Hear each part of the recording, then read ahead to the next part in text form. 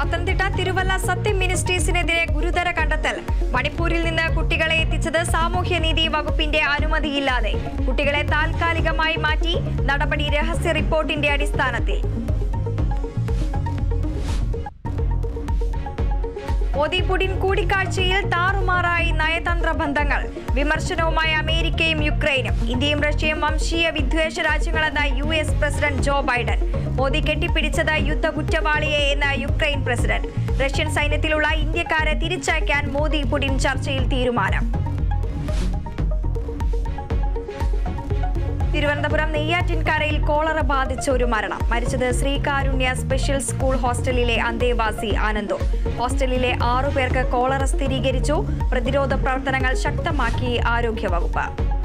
PSC അംഗമാക്കാൻ കോഴ വാങ്ങിയെന്ന ആരോപണം സഭയിൽ ഉന്നയിച്ച പ്രതിപക്ഷം. അംഗത്വം ലേലത്തിന് വെക്കുകയാണെന്ന് VD സതീശൻ. പബ്ലിക് സർവീസ് കമ്മീഷനിൽ എന്ന് പറയുന്നത് ഒരു കോൺസ്റ്റിറ്റ്യൂഷണൽ പോസ്റ്റാണ്. അതിലെ അംഗം എന്ന് പറയുന്നത് അത് നിയമിക്കാൻ വേണ്ടിയിട്ട് അത് ലേലത്തിൽ വെക്കുകയാണ്. എത്ര PSC അംഗത്തിനാണ് ലേലത്തിൽ വെച്ചിരിക്കുന്നത്?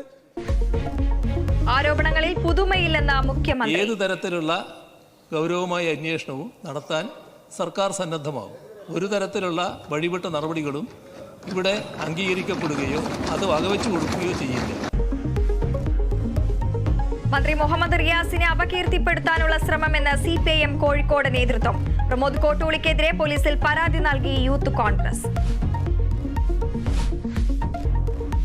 ഹാത്രസ് ദുരന്തത്തിൽ SP ഉൾപ്പെടെ 6 ഉദ്യോഗസ്ഥർക്ക് സസ്പെൻഷൻ. നടപടി അന്വേഷണ റിപ്പോർട്ടിന്റെ അടിസ്ഥാനത്തിൽ.